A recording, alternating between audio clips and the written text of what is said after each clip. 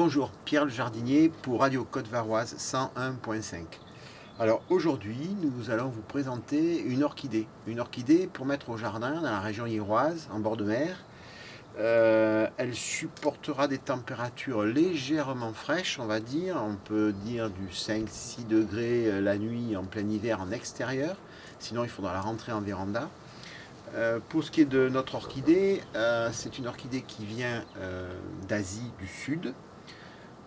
Elle s'appelle Célogine cristata. Alors c'est un nom un peu barbare, mais on va vous l'écrire parce que en écriture c'est coélingine. Alors nous en botanique on dit célogine.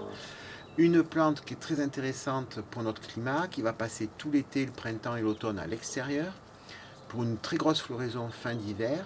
Alors floraison blanche, il n'existe que cette variété-là qui tienne à l'extérieur chez nous, hein, Célogine cristata. Alors, le principe de la culture, moi je la préfère en panier suspendu parce qu'elle arrive à déborder puis à pendouiller un petit peu sur les côtés. Une multiplication extrêmement facile. Hein, là, vous voyez un bout ici avec ce qu'on appelle des pseudobulbes.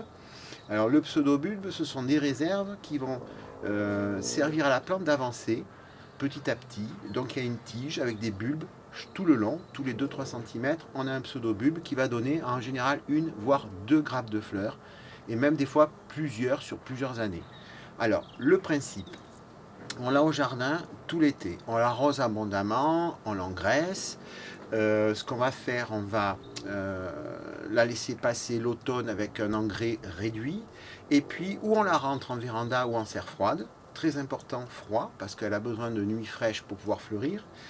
Et on va la laisser un petit peu se dessécher. Vous voyez, le pseudobulbe ici, il est tout ridé, tout fripé. Alors, ce qui se passe, c'est que on va la déshydrater pour qu'elle résiste et qu'elle soit au repos. Si on la tient un petit peu au chaud, le souci que l'on va avoir, c'est qu'elle va se mettre à fleurir très tôt en hiver et ça peut la fragiliser. Donc voilà.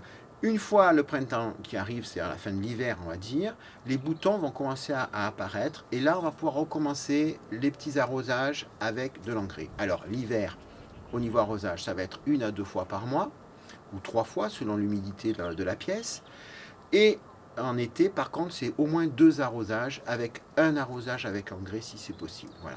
Alors, Célogine cristata, où la trouver? On la trouve aux pépinières Jacques sur Olioul.